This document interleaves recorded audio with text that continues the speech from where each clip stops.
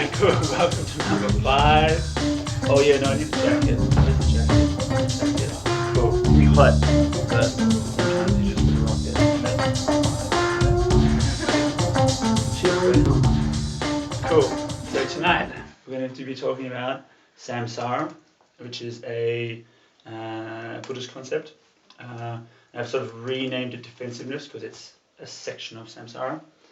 And that's a section that comes from Easy to Love, a book that we've kind of been covering a few chapters of every week. To be able to link, I won't call this a self-help book, but it's psychological in nature. It's really nice to link psychological stuff with the neurology. So then I thought, well, Samsara, let's talk about the amygdala, because we may as well get into it. And this is a book called Fear is Fuel by Patrick J. Sweeney, who has a second house in Chamonix, actually. And he's in America at the moment. And it's nice to know someone around here. And he has a thing called BASE, which helps with that. We'll cover Cognitive Valence Theory, which is part of the amygdala and trying to stop elimination.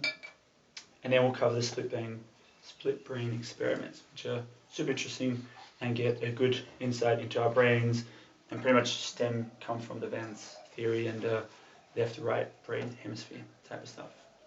Alright, how does that sound? Good? Make sure that we're all topped up. You're all topped up? Yeah. Good. Alright. It's going to be deep and dive. Alright. So, Samsara.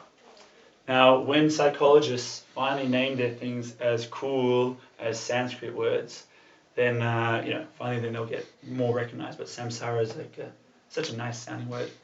Basically, it's the term that is like the cycle of life. You go through all your cycles because they believe in reincarnation, and then you do all that. But the element that we're focusing on is the suffering. So basically, they believe that this is the religious side of it. Believe that you're in samsara, you live all your lifetime, suffer, because living is suffering, and that is a human condition. And then when you find nirvana, you die, and that's it. And I'm actually not exactly sure what happens to you, but you don't have to suffer anymore. So it's like suicide is just like, you're just deferring. It's a pretty crazy world when suicide doesn't get you to end the thing. But we're going to focus on the unnecessary suffering, and a lot of Buddhism is about trying to stem unnecessary suffering. And they were super interested in how we can be distressed without having any physical pain, which in and of itself is such an interesting thing to focus on. If you think about, if you talk to people how they are and they're hurt or they're suffering and whatnot, and if you were any other kind of animal, you'd be like, well, I can't see you're in pain. No one is stabbing you. No one is after your life. No one's trying to kill you. How can you be not doing well? So they were very interested in that. So, just going to look at a few people. Has anyone seen the documentary called, I think it's called Amy? Yeah. So fucking good, man. Her father fucked her up, Emotionally. Yeah. Yeah, she was like, I was waiting now. you're right, like, did that? Was that? I thought that was Michael Jackson. We got good old Robin Williams. That was sad, huh? Fuck. And it's like, even like, he was quite old when he committed suicide. And so it's like, maybe I kind of get it with someone young, because they're like, oh my god, I'm 27 and I got like 50 years of this. I hate living, I hate being a human, it's horrible. He obviously got quite far in his life and did a lot in his life. And he made that decision when he did. And that's super sad, because he made a lot of people happy. Does anyone know who that is? Boom, yeah, in the same way. Beautiful books, just nice, and it's crazy because a lot of these people, that have passed away or struggled in their life, they knew the human condition so well. Like, they can talk about it, they can write songs about it, they can write novels about it, and it seems like they know more than we do, but obviously they know it because they've seen all the darkest parts, and it just rips their life apart. Good old, say his name? Vici. Yeah, Vici. Just to spread like ages and diversities and stuff. Does anyone know who that is? That's Sylvia Plath. We did her in high school. We studied her work. She's a poet, and her poetry is just. It's very the bell character herself. Yeah, I can't remember when she died, but it was quite young. Beautiful poet. But such beautiful poetry. Like, you read it, and all written in her 20s. Really, really good. And of course, there's Virginia Woolf as well, and a few others. But I'll stop there because it's too sad. So, Mr. Goetz, he links samsara, or the aspect of suffering, or unnecessary suffering in samsara, and he makes a kind of a scaffold for how it occurs. So the way that he talks about how we are able to suffer through, not through physical means, it's basically there's a trigger of some kind of past trauma or rejection, and then there's a system where after you've been triggered, or something that triggers you, usually externally, but could maybe be internally, you identify with that feeling. So it's not that you feel like you're offended or scared of rejection or whatnot. You become it, and then you react from that triggering. So you either kill the messenger, or something inside you happens where it's you become an emotion. It's completely the world's fault, maybe, in a way. And all this happens immediately. So this is immediate reactions, and these are like when they happen like this. So something might happen. I also put here challenges your place in actions, because I think also, say if you get new information where your role in a group is maybe not what you thought it would be, or any kind of information that challenges your status or your identity, then this happens pretty quickly, right? They're talking about something that influences you, and then you see your identity in that new information, and then you react. And then this is where it happens afterwards, where you reflect, and that can lead to disassociation, where a part of you, where you try and completely distance yourself from a part of you. So you'll disassociate yourself from this reaction. And of course, that only really happens when you figure out that the reaction is still within you, and maybe the cause that has gone, but it's still there. And you're like, why is it here? Oh, I should beat myself up because it's still there. Why do I feel sad for something that happened to me a year ago, 2 years ago, 3 years ago? And there's a bit of inner judge happening there, but there's another time. That's right. Yeah, so you're driving, coming from Passy. Someone's right up, like, tailgating almost. And you were in the left lane. You were overtaking trailers. I was overtaking us. And they were right there. And it was just like, and just out of nowhere, right? It was like, what the fuck are they doing? And we were talking about something which has already got me riled up about this. Yeah, so you were already maybe framed in a way, or you're sort of ready for triggering, let's say. And you're driving, so you're not just chill in your home, listening to, Dido as you normally do. You are in an intense situation. And so you get triggered, and then you're like, what the fuck, blah, blah, blah. And that whole, basically there's this story. So the story that happens with the car behind you, and you are the driver. And because it's you get pissed off at them. For them, of course, they just see a car overtaking, maybe slower. And so they just drive up the back ready to overtake once you pull over. But you've made in your mind, the story is you're the central character, right? And that's why the identification happens. And why, the real question is why this all happens. Does anyone get that very loosely related thread? I mean, no? Yeah, wax on, wax off. Cool. So why do we have this? This is like the clue. I'll say it out loud. I was going to do an accent. I'm not going to do an accent. Kind of could though. I'm half Asian. Amy, do you want to get out? I thought about actually. Like two of us together. Simultaneously makes one Asian. Nah. It's just going to go on the internet. Alright, if do right, no can defense. So the idea is the reason why this happens, this all occurs, is because you don't actually believe that you're doing right. At the base of who you are, you don't you need to always defend your identity, and if you're comfortable in your identity, you don't have to defend it. So it's basically the idea that if you're sure of yourself, you don't need to defend yourself. Both you need to get defensive. And explain yourself. Exactly, yeah. And if you feel right in the way that you act, you will apologize if you feel that you didn't act well, but you'll say, well, this is that thing, this is my emotional response. So I want everyone to meet our frenemy. Does anyone know what a frenemy means? Yeah, it's like a friend that you have a bit of like a sort of love-hate relationship with. So someone that's necessary, but you kind of not always, it's a bit of tension, right? And this is the amygdala in our brain. Now the amygdala is at the very base of the brain, and you have all these other systems going on top of it, and then eventually you have the cerebral cortex. Now the cerebral cortex has all the high functionings, and the amygdala is super small, but it's super powerful. And what it's responsible for is a lot of information comes from the spinal cord and goes through it, so it sort of passes information, and it does everything with fear, any kind of fight or flight. That's amygdala. That's just going hardcore. And it also has memories. So if you have any memories that are traumatic, and whenever you have the memory, you start sweating, start palpitating and stuff, your heart rate goes up, that's probably a memory that's in here. Now it could definitely be in the cerebral cortex, and it is, because if you work at memories, eventually you can leave. But that memory is definitely in there if that gives you that kind of emotional response. And it has hormonal secretions and a few other things.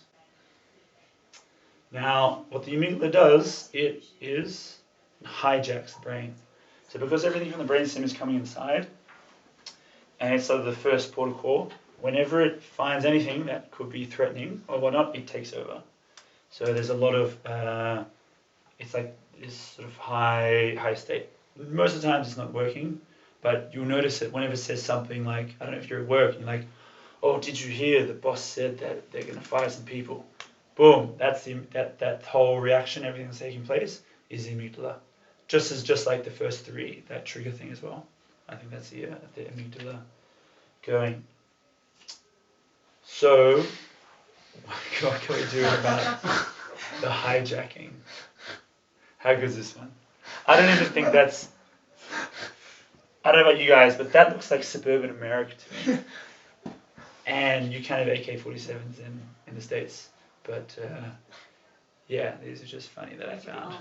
I want to share a story of of when I was hijacked by my amygdala. I went for a trip, I would say maybe 5 years ago, to Ladakh. We flew into Leh, and in Leh, it's northern India, I was very worried about the altitude. So because I was living in Denmark at the time, didn't really go high. The town is at 4,000 meters. The upper town is like 4,200 meters. The lower town is like 3,800. So it's like you fly into Midi and you have to live there. There are bars there that they have like bars where they have oxygen masks and shit for the tourists. And when I was reading reports, there's all like, you cannot, like the first 3 days you have to chill, you can't do anything. When we got dropped off the hotel, which was here, like I just took a flight of stairs and they came and grabbed our bags. I was like, and I'm not that type of person. So like, no, it's okay, we got it. And they're like, no. I'm like, no, it's okay, we got it. And they're so polite. They're all, Tibetan people sort of split. So they're like monks and they have all this stuff and they're all Buddhists at that place. And so I was like, no, I got it. And I know why they were like insisting, because you go up, you can barely get up 2 flights of stairs, let alone carry your suitcase up. And you're just like, oh my God, this is so bad. And it was horrible. So I bought one of these before I left. It's a SpO2 reader, and it measures your oxidation saturation in your blood. So I took that with me, and I was just like, I got like tables every time I woke up, measured it. First night I couldn't sleep actually. Both me and my climbing partner, we couldn't sleep. And it slowly got better. Every morning it was about 90, like 85 to 90. And one time, this was later, but one time I went down to 71 and it got as low as 68%. And this is like, if they get those readings in the hospital, they just put oxygen on you right away. And I was only there for a week, and I really wanted to climb a what this 5,300 meters. So something at like 5.5, but it was not, this is not going to happen.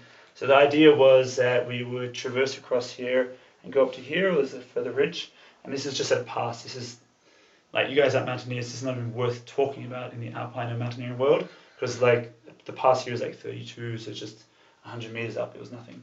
But what ended up happening was my partner, she got sketched out by the conditions, because it was like super hard ice with rocks and there's like a thin dusting of snow on top, so you couldn't really kick in steps. So it was just like snow and like crunch, crunch, crunch. So she bailed like there. So I went across, and you see my tracks, and just went up the side. And this is like the little touristy thing. So she just went up the ridge and met me. But as I was coming up, I lost my ice axe here. So I was like putting it in just to hold it, as I like had to do some boulder moves to get on the ridge proper. And I lost it in there. And I just like freaked out. I was like, if I can't do the boulder and I lose that, and like, what do you do the other days and whatnot?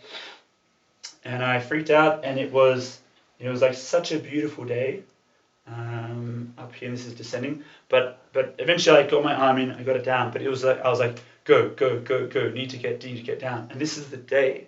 Like, it's blue skies, it's beautiful. Our driver was waiting there to drive us back down. But I was fucking like, go, go, go. And then like, me and my partner were like, we need to go, we need to get out of here. Which is weird. I was over the climbing. I was walking down to the road. And that was where it just something happened. And I think I was stressed out both about the altitude. It could be rational, but it could also be hijacking. Yeah. So at the same time, your amygdala is definitely turned on, right? And that's why it's a frenemy. It's not an enemy. It's not like an appendage that we don't need. It is really useful in situations. Yeah. The only problem is, well, I guess hijacking, because it's a negative term, you probably mean it to use it in scenarios where it maybe damages you or damages what's going on. Like swelling up, for example. Nowadays, we all know to like raise it and put a cold pack on it, because that's the body's way to protect it. But we know to recover quickest, you don't want to swell, and then we'll deal with it. And so in the same way, the amygdala was super useful when we were a lot less complex. All right, so this is the Patrick Dre Sweeney's method. I think he came out with it, but it's pretty basic, and you can give it to him. And it's base, so the first letter is B. What do you reckon B stands for?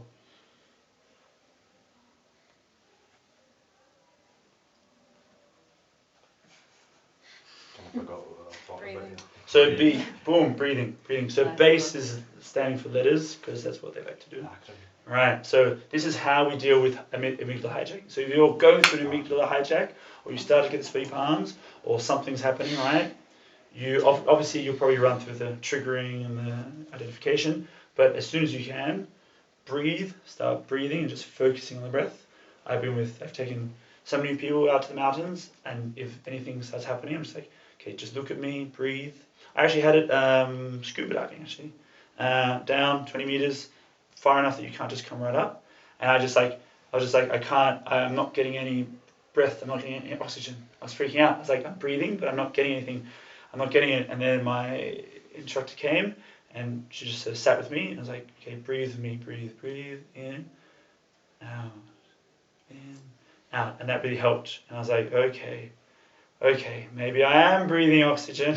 I was like, something's wrong with the tank, you gave me the nitrous oxide, I don't know, but this air is not working. Let's go up. And she's like, nah, you're not fucking going up. And then A, it is written on the assessment. There we go, assessment. So this is assess the situation. So this is what I should have done after I got to top that ridge. I should have said, okay, I got my ice axe back, I got water, I got food, the sun is shining, I'm like 150 meters from the car park, I'm with my friend now, we're on the ridge, it's okay, just chill the fuck out, Carlo. So you gotta like do an assessment of the situation. What's going on? Sometimes I've been in the mountains and I've almost get hit by some rocks, and then they'll be like, oh Jesus Christ, the whole fucking mountain's falling down, gotta go. But it's like, no, just wait, where are we climbing? Will it come down? Like, you got to go through all the things just to be like, okay, to get a good picture of what's going on. It also slows down your mind. And then S. Is it smile? Yeah, smile, and he has smile and shift. And this is based on some research which hasn't been replicated, so I'm not that comfortable talking about it, but the memes are so good. It has to be included. Because there is some research regarding, if we have a pen here, but basically they found that if you had a pen under your nose and you smiled, you'd actually think that things were funny and you'd be more relaxed. However, they couldn't reproduce it in the last few years. Roller coasters now, I love being a child generally. So what I do is when I'm on a roller coaster, I'll actually put my hands up, I'll scream, and I find it makes the roller coaster more fun. Because as an adult, roller coasters aren't that, I mean, they're cool, they feel good, but they're not like being a child on a roller coaster. They're intense, you get the G-force, but they're not fun.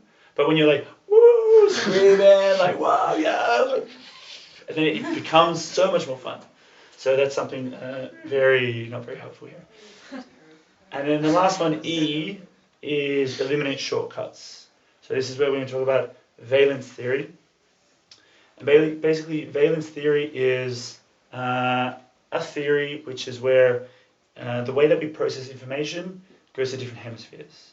So they found, it's actually some French research down in the south on rats, and they found that whether it's good or negative, it goes to the right hemisphere or left hemisphere. So it goes into the amygdala and gets processed. And the amygdala, that's one where it's good or bad. Right? That was the one that's like, oh, is my role threatened in this group? Or am I under threat? Or do I have some trauma? And once it decides good or bad, it goes left or right. So you perceive information completely different whether it's good or bad in your mind. Right? That's straight up cognitive bias, right, that we all have. So the way that it works is that your fast reaction, and this will look quite familiar to system 1, system 2 last week, you'll think you'll have an option here, and then you'll think of some other, follow-on consequences, and you'll be completely blind to this. And what happens is if you spend more time on it, you actually see that there are other options there. So that's when people just go into complete solution mode. When there's a problem or anything, they'll just, it's like super narrow focus of what a solution could be, and they'll just go, okay. So it's really trying not to. So once you've made the breathing, you've assessed the situation, because you could assess the situation and say, oh, now it's actually dangerous. You're ski touring, and then you trigger an avalanche, or the avalanche has happened on the side of you, and you're like, well, this actually, it's not irrational that I'm fearful because the conditions have changed. And so then you come to think about your solutions, and they should be all there.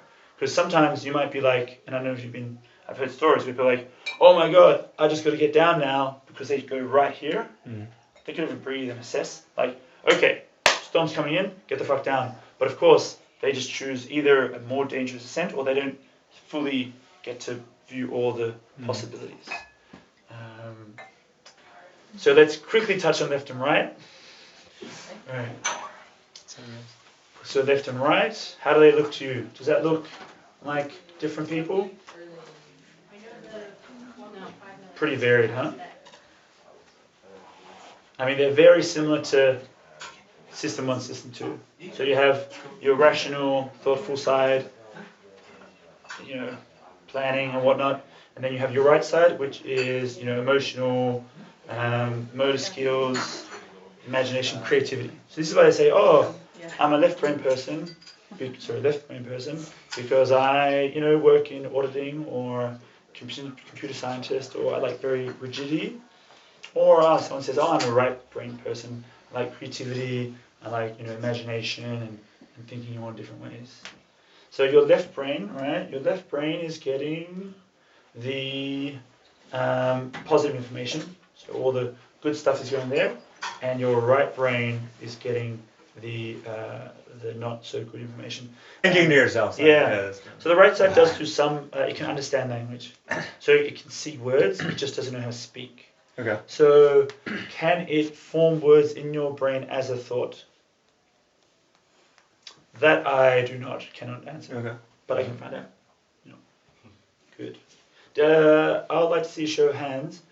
So everyone's on the spectrum, right? I'd like to see a show of hands. Who thinks they're more left-brained? Okay. Okay. Who? Iris, put your hand up. Okay. All right. Who thinks they're more right-brained? Okay. Did we get everyone's No, hand no. up? No, not everyone. So it's a spectrum, right? You're a combination of both. Who doesn't have a brain? Yeah. That's a good one. Yeah, it's good we're learning our brains because you're like, nothing resonates with me. I don't even have one. So who is left brain? Out of those who are left-brained, who is left-handed? No one. Okay. Out of those who put their hand up for right-brained, who is right-handed? 1, 2, 3. Okay. Okay, that's interesting. Cool. So you've obviously developed some parts, and now I want to hedge also have a grain of salt here because the brain is very plastic, and they found that if you have brain damage or whatnot, different areas of the brain can do different things. The most important thing is to understand that the brain has a setup as we use it and has a structure and it has the systems as it goes. But it can be reshaped and you can definitely learn very fine. You're going to be learning right side motor skills in your left brain even though you're more right brained. They're working together all the time, right? So there's not a one side or the other. It's more. There's also a bit of cognitive development here. So if you show signs as a young kid of one or the other, you also develop that side of you. So if you're like really good at creative writing or drawing pictures of your burning house, then you will do more of that and get more influence, and then you'll develop this right side because you spend half your day drawing pictures. Whereas someone who's good at math, they'll develop that side.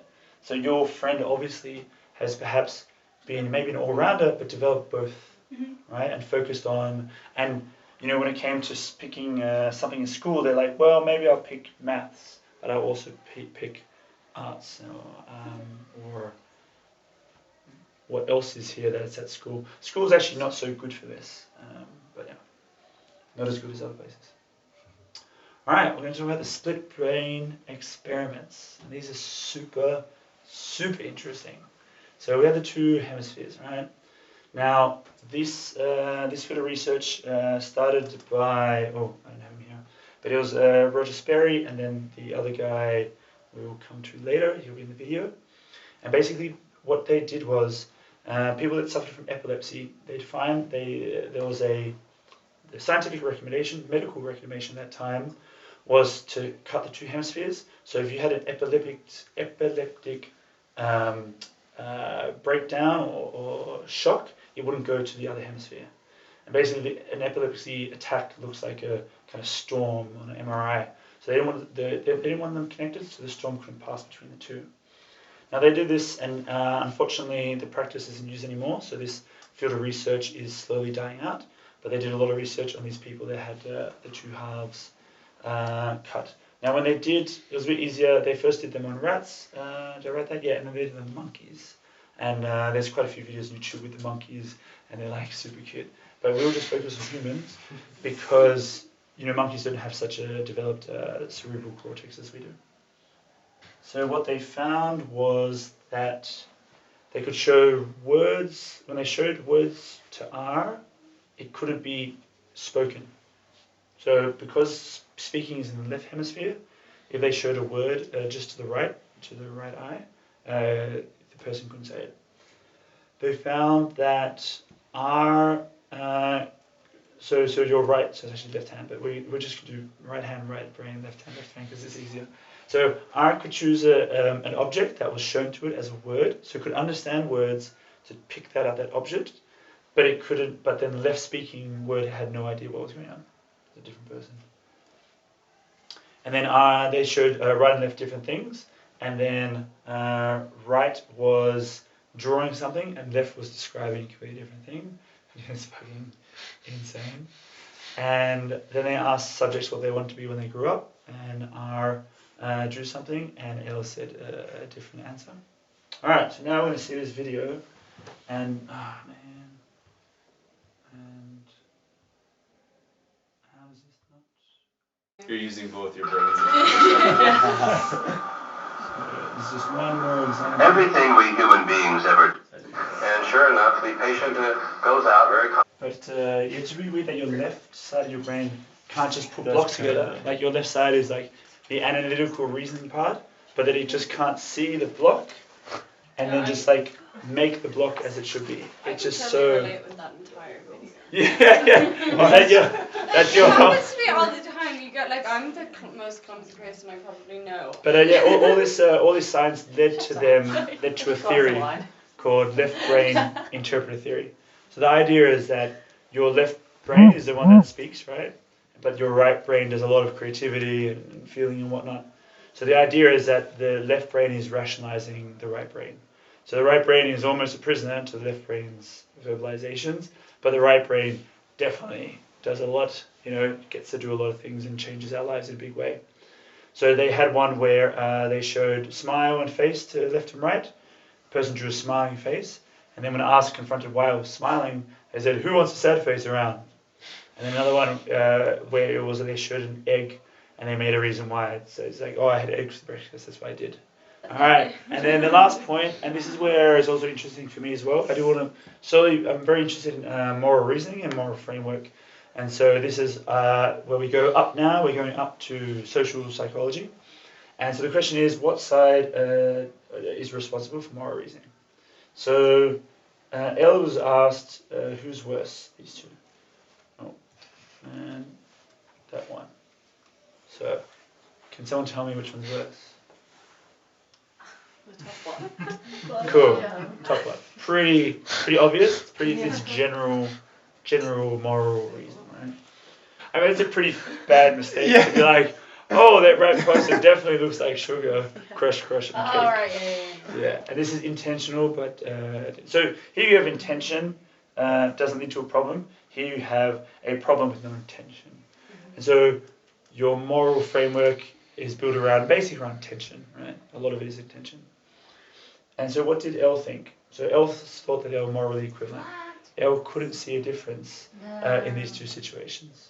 Yeah. And just as we saw with the making of the puzzle, how right was really good and left was completely pathetic, here I think Elle is just seeing that you've got a mix-up, you've got someone dying or not dying, but all you do, you've just got a mix-up. So, there's two mix-ups. Both situations are fine. Yeah. Whereas Basically the same sentence. right is the one that's like, no, that is not okay to unintentionally, to try to kill your boss, but not actually do it. So that's fucking crazy. So if someone was completely ill, that's why. Thank you so much for coming to number 5. It's a lot of stuff and a lot of content. And if you have any feedback, please let me know. And if in my brain they kind of make sense and they sort of flow, but of course if it's like all these different things that are like highly unrelated, please let me know if you feel that way as well. I think it was quite